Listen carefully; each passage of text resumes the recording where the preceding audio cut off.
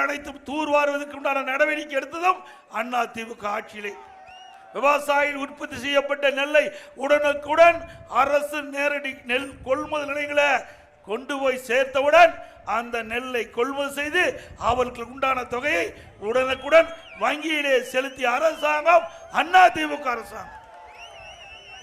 எப்பொழுதெல்லாம் விவசாயிகள் பாதிக்கப்படுகிறார்களோ அப்பொழுதெல்லாம் அந்த விவசாயிகளுக்கு தேவையான நிவாரணத்தை வழங்கிய ஒரே அரசாங்கம் அண்ணா திமுக அரசாங்கம்.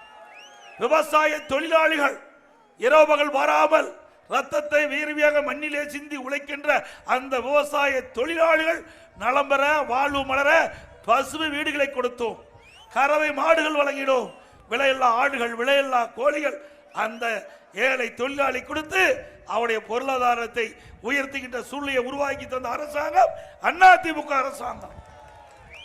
இப்படி ஏதாவது ஒரு திட்டத்தையாவது விவசாயிகள் விவசாய தொழிலாளிக்கு இந்த அரசாங்கம் கொண்டு வந்திருக்கின்றதா?